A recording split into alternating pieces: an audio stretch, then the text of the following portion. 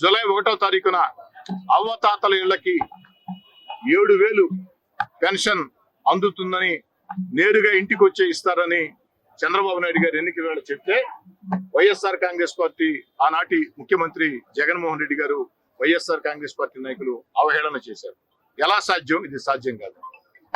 చంద్రబాబు నాయుడు గారు 4,000 రూపాయలు పెన్షన్ ఇస్తానంటే జూలై 1వ తారీఖున గత 3 నెలలకు కలిపి 7,000 ఇస్తానంటే ఇది ఎలా సాధ్యం అని అవహేళన చేసిన ముఖ్యమంత్రి జగన్మోహన్ రెడ్డి గారు, వైఎస్ఆర్ కాంగ్రెస్ పార్టీ నాయకులారా కళ్ళుంటే రేపు ఉదయం చూడండి. రేపు ఉదయం 6 గంటలకి అవ్వతాతలకి 7,000 రూపాయల పెన్షన్ సచివాలయం ఉద్యోగులు ఇంటింటికి వీళ్ళు అందిస్తూ ఉన్నారు. సాధ్యం కాదన్నారే, సాధ్యం కాదన్న దాన్ని సాధ్యం చేసి చూపించాడు చంద్రబాబు నాయుడు గారు. సాధ్యం కాదన్న దాన్ని చంద్రబాబు నాయుడు గారు సాధ్యం చేసి చూపించారు.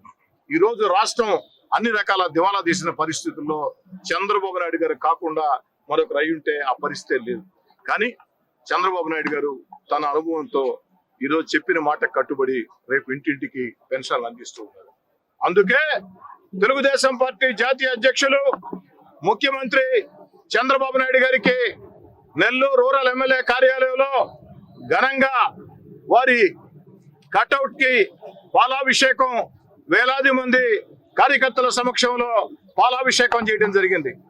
అవ్వతాతల పక్షాన, దివ్యాంగుల పక్షాన ఏదైతే ఆ భూ హక్కుల చట్టంతో భయభ్రాంతులై తమ తాతలు తండ్రులు తమ కష్టంతో కొనుక్కున్న పొలాల మీద మాకు హక్కు లేదా అని భయభ్రాంతులైన ప్రజల పక్షాన, పేదవాడి ఆకలిని తీర్చే అన్న క్యాంటీన్ల పక్షాన చంద్రబాబు నాయుడు గారికి ప్రత్యేకంగా ధన్యవాదాలు తెలియజేసేదానికే ఈ పాలాభిషేకం కార్యక్రమాన్ని చేశామని తెలియజేస్తూ రేపు ఉదయం ఒక పండుగ వాతావరణంలో ఆంధ్రప్రదేశ్ వాడవాడల అవ్వతాతల ఇంటింటికే వెళ్లి పెన్షన్లు 7,000 రూపాయలు అందించబోతున్నాం.